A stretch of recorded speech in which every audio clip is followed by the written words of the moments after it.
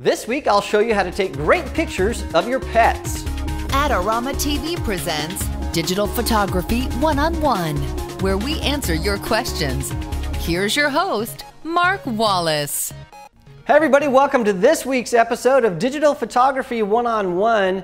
Well, this week we got a great question from Junellen Ang. And Junellen, I hope I'm pronouncing your name correctly. Forgive me if I'm not. Well, Junellen asked, can you give me some tips on how to get really good pet photos? Well, absolutely. In fact, I'm going to give you 5 tips, and I'm going to enroll an expert to help us out, and my favorite 2 little dogs as well. So let's zip over to the park and start shooting.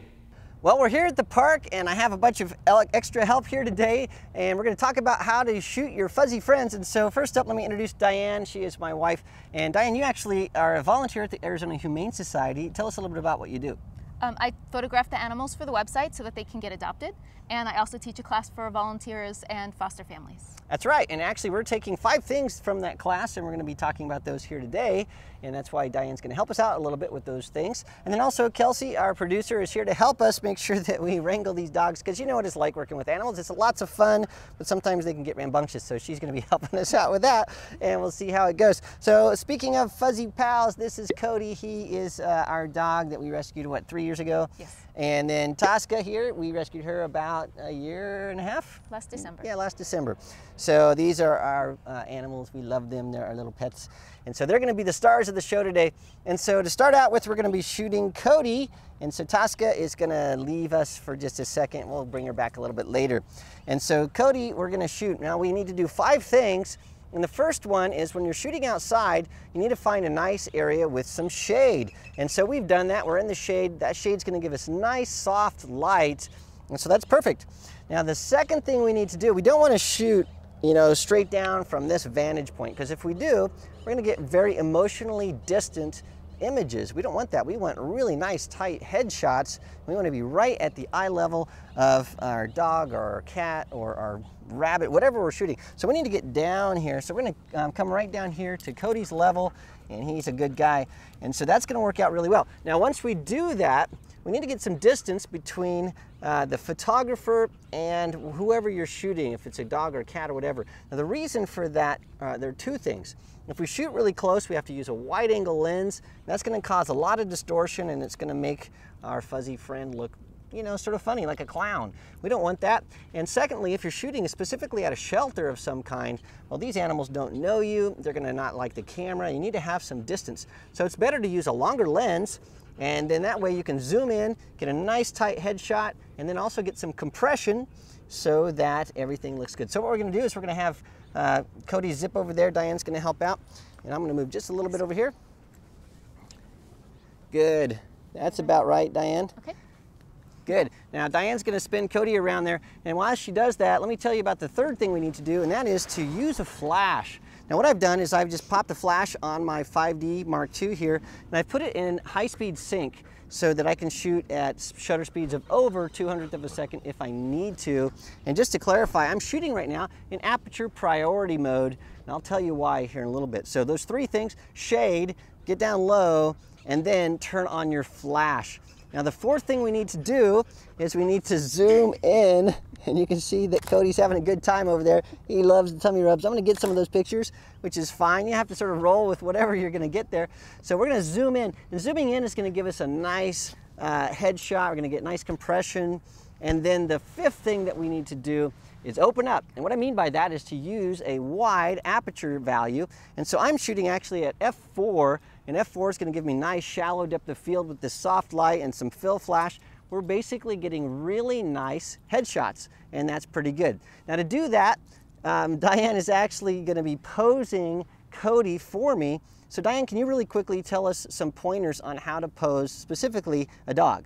Yes, the best thing to do is have your helper sit the way I'm sitting right now, which is with one knee up. So one knee down, one knee up. And it gets tricky, but when you have your knee up like this, you can then hold your dog at the hips. They don't often sit like this. He just happens to be my dog, but very often you won't have them. They'll be curious, they'll want to move, they'll want to run to the photographer. So this way you can hold them at the hip, and it frees up their headspace so that the photographer can get a nice headshot. Yep, and that's really good. And so what we're going to do is we're going to take some pictures here. Now, one thing to note is with a scene like this where we have really strong backlight, you may have to use exposure compensation to make sure you get a nice exposure on your fuzzy friend. Or another option is to shoot in full manual mode, and that way you can expose, and then if there's any shifts in the light, you don't have to worry about those causing issues. But I mentioned earlier that I was shooting in aperture priority mode, and the reason for that is because I want a really wide aperture. So what we're going to do now is we're going to put those 5 things into practice, and we're just going to shoot some pictures of Cody here. We're going to bring Tosca out. We're going to shoot some stuff of Tosca, and then we'll show you our results. But to recap, number 1, find some shade. Number 2, get down low so you're at eye level with your pet. Number 3, use a fill flash.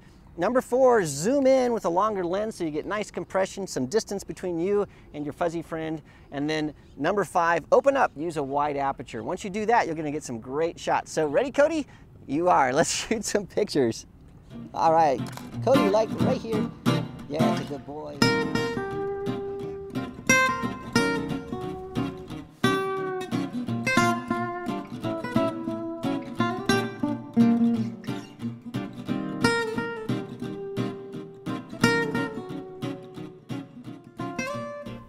Well, I had a lot of fun at the park taking pictures of Tosca and Cody, and I just love my dogs. They're great. Well, when you're taking pictures of your dogs or cats or whatever animals you own, your horses, make sure that you are patient with them, and you might need to take a little bit of extra time because they're animals, and so they can't talk to you like we can, and they're not going to be able to take direction that easily. So just allow yourself a little bit of extra time. And when you get some great pictures of your pets, make sure that you post those to our Flickr group. And we've added a link to our Flickr group in the description of this video, and it's right here below me so you know exactly where to go.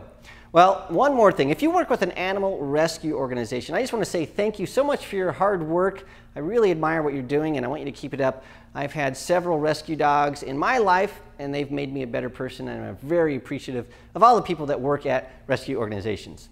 Well, if you have a question about photography, you can send that to me at askmark@adorama.com, and I might just use it on an upcoming episode. Well, I'll see you again next week. This episode is brought to you by Adorama TV. Visit the Adorama Learning Center where you'll find photography tips and techniques, links to the gear used in this episode, and related videos. For all the latest photography, video, and computer gear, visit adorama.com. And the next time you're in New York City, visit our store located on 18th Street between 5th and 6th Avenue.